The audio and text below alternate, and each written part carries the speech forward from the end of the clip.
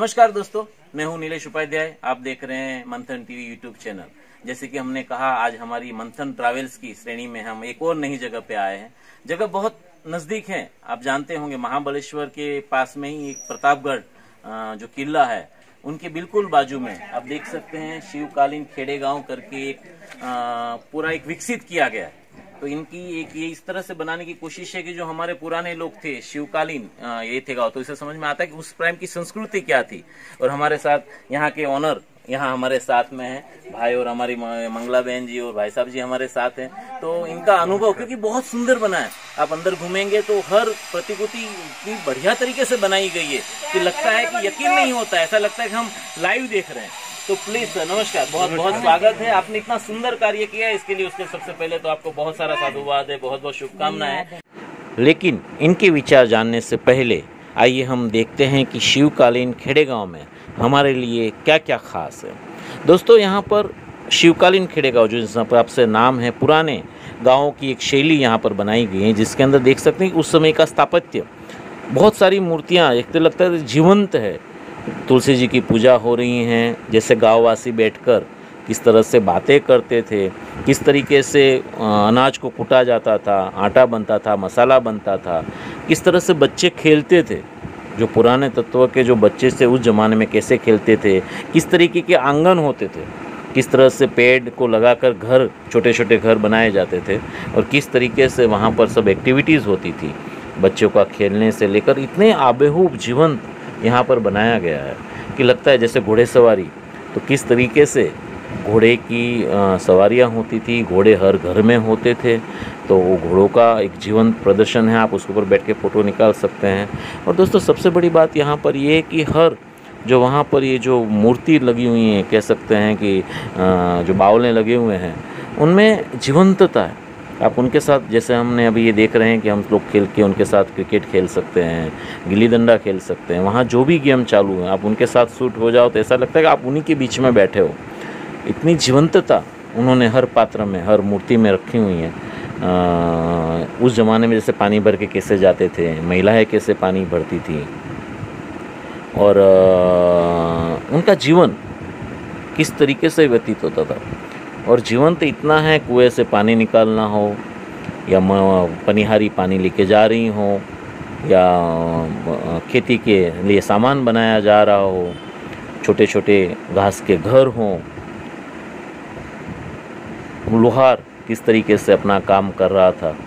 तो ये सभी चीज़ें, जैसे कि सुबह सुबह कीर्तनकार हर घर में आते थे और भजन गाते थे, माउली आते थे, तो उनका एक बहुत ही सुंदर, और सबसे बड़ी यहाँ पर ख़ास बात ये कि हर मूर्ति सजीवन लगती है।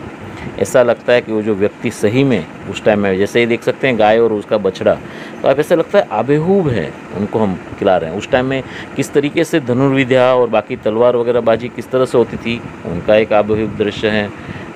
चरवाहे किस तरह से जाते थे, वो भी है। ये गाय और ये नकली है, ओरिजिनल नहीं है जिसमें हम बैठे हुए हैं।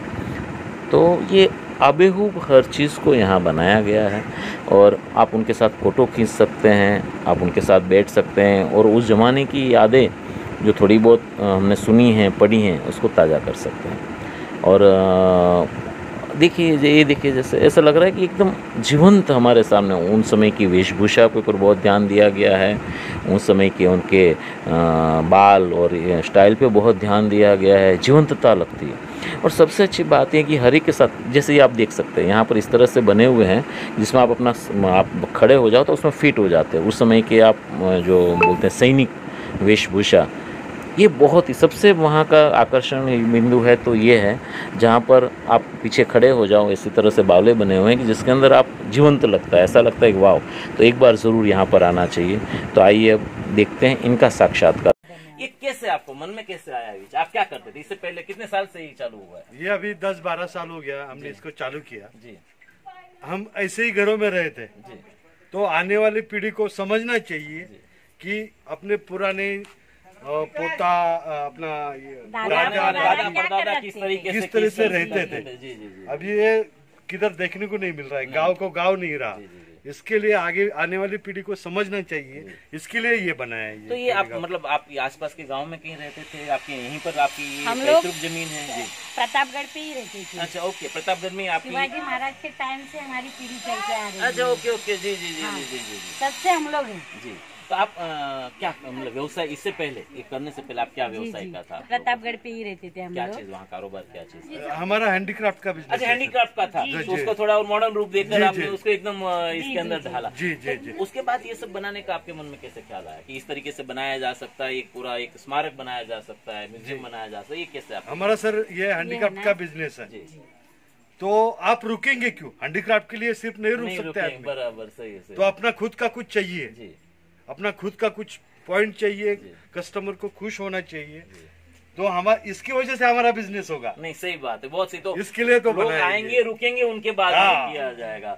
तो ये बहुत अच्छा। कितना समय लगा ये पूरा आपको करने में? अभी 12 साल लग गया सर जी। 12 साल से आपकी मेहनत लगी, चल रही है, अभी भी काम चालू है। अभी भी काम? ऐसा एक भी दिन नहीं है कि काम चलता नहीं है। अच्छा, कितनी जगह है? कितनी जगह? अभी एक एकड़ में पूरा 1 एकड़ का ये जो बनाया गया, जिसके अंदर बनाया गया, और कह रहे हैं भाई की और काम, बहुत सारा काम बाकी है। कैसा आपको लोगों का सपोर्ट या गवर्नमेंट का सपोर्ट के बारे में? किसी का सपोर्ट नहीं है। आप लोगों का, पर्यटक लोगों का ज्यादा सपोर्ट है, सबका प्यार और सपोर्ट सपोर्ट ज्यादा है। गवर्नमेंट का बिल्कुल नहीं है। अच्छा, गवर्नमेंट की तरफ से ना कोई उम्मीद भी नहीं है और हुआ भी नहीं? नहीं, हमारी उम्मीद भी नहीं है, उम्मीद भी नहीं है।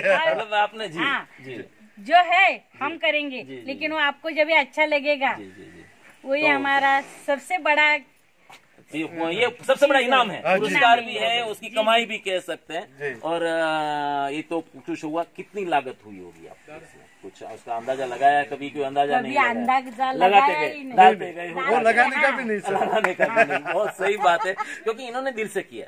ये लागत इसलिए नहीं होती कि वो जहाँ व्यवसाय होता है, ये व्यवसाय समझ के उन्होंने नहीं किया, अपना घर समझ के किया। हम देख रहे हैं यहाँ ये दोनों अभी भी लगे हुए, हमने देखा था जब हम एंटर हुए कि छोटे छोटे कामों में इनका अपना इंटरेस्ट लगा हुआ है और आप उसको कर रहे हैं।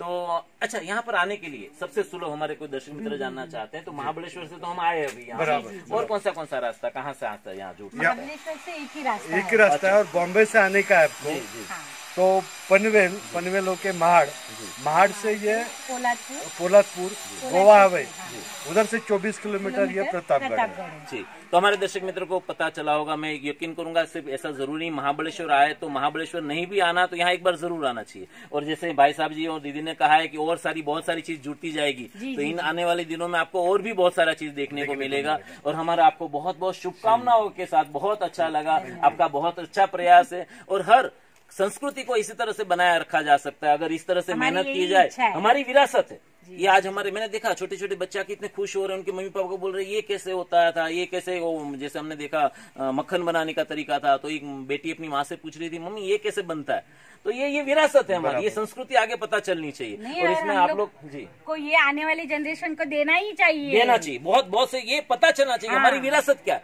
अंदर आप देखेंगे मंदिर है, मंदिर के सामने वट्ठल भजन हो रहा है, उसके बाजू में अलाव लगा हुआ है। मतलब इतने सुंदर तरीके से प्रस्तुतिकरण किया गया है कि आप अगर एक से कल्पना करें तो ये ही कल्पना हो सकती है कि पुराना गांव ऐसा ही होता होगा।